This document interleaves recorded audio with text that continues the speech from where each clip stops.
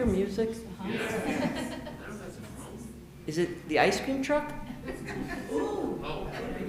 No. That trumps anything we're serving. Did you say Trump? Never.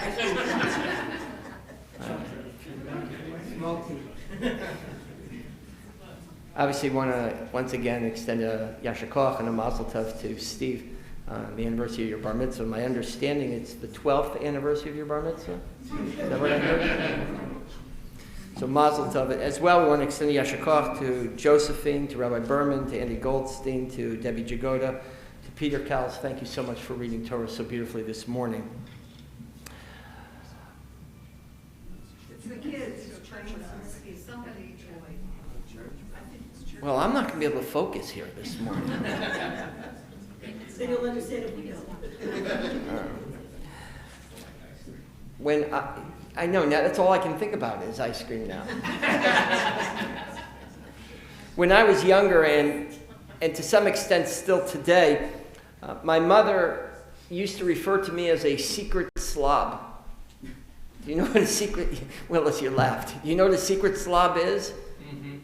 It's a person who, when they're told to clean their room, takes everything and stuffs it into a drawer or into a closet. My mother, to this day, okay, you don't have to self-identify. But if you want to know more about it, I'll skip the introduction. You just talk to Leslie later. But my mother used to come into my room and open the closet door, and everything would fall out on her.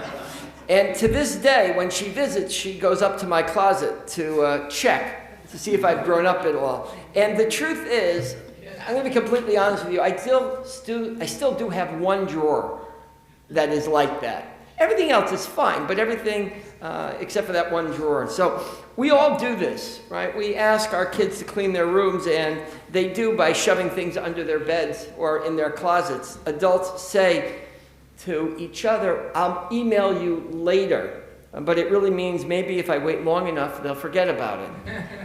Politicians insist that mistakes were made, right? As if the passive voice will magically erase the truth. What experts say is that's hiding in plain sight. And the fact is that one of the great themes of this morning's Torah portion, Nitzavim, is this concept of hiding in plain sight. Moses standing with the people of Israel at the edge of the Jordan River, preparing them for the covenant long after he's gone. That's when the people can no longer see him. Remember what happened the last time Moses disappeared and the Jewish people built the golden calf.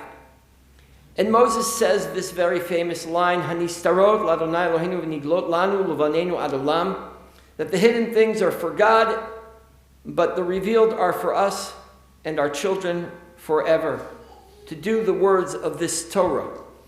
And what's really interesting is you have this moment in the Torah, and if you look at the actual text of that verse, you'll see these little dots over the words.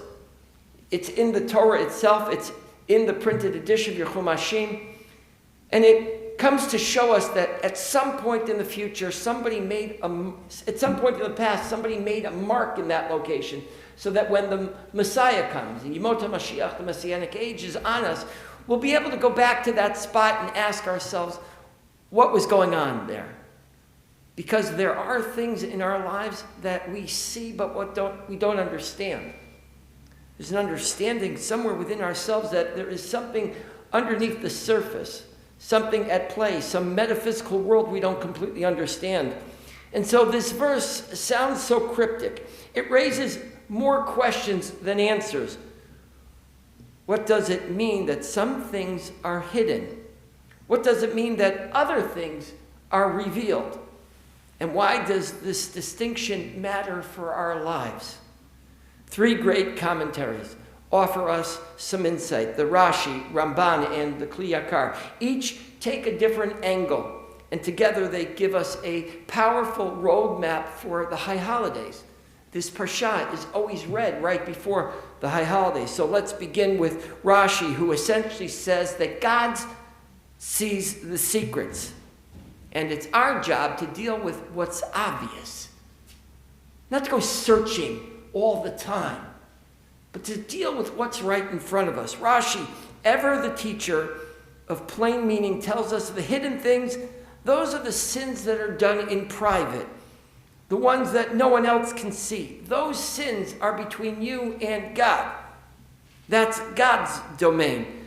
Don't spend a lot of your time worried about the sins that other people are doing. That's God's issue. If someone's secretly plotting and manipulating, scheming, well, that's their character, not yours. And we can't truly understand where that's coming from, and therefore we're not ourselves accountable for other people's behavior.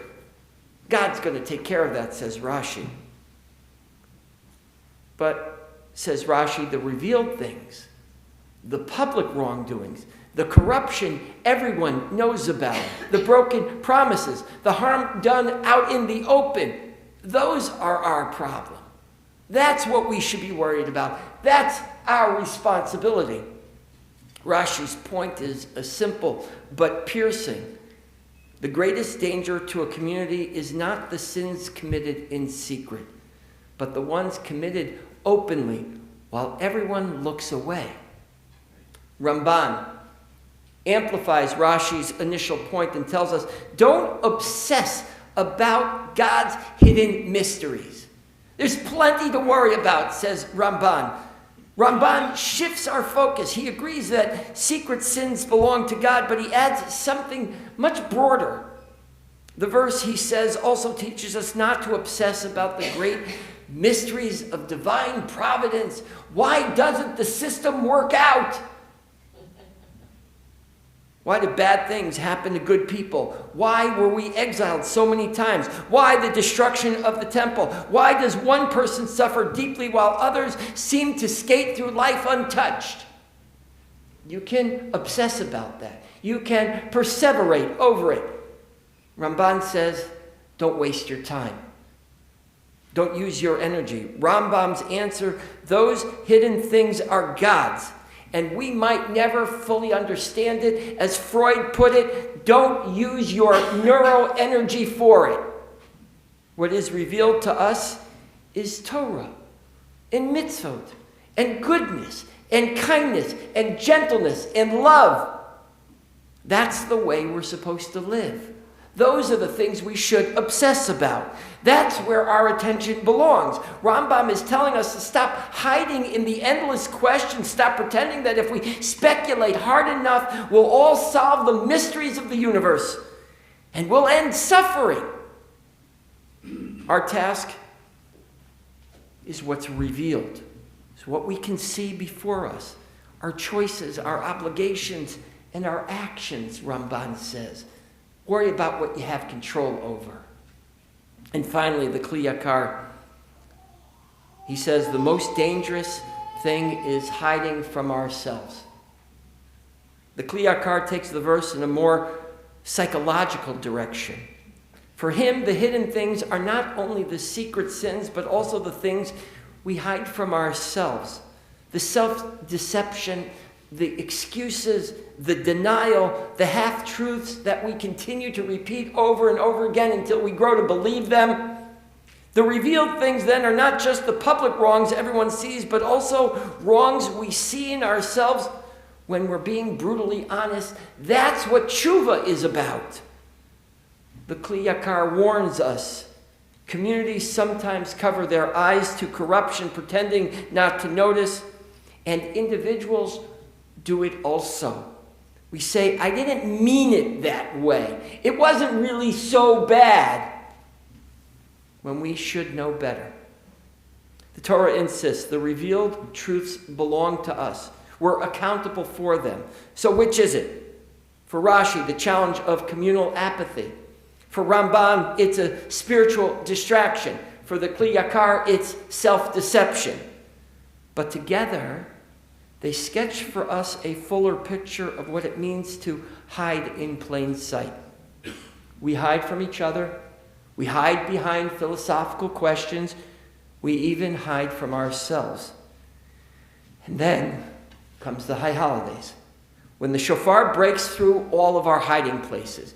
Tshuva is the opposite of hiding. Think about the sound of the shofar. Raw, loud, unignorable. I don't know if that's a word.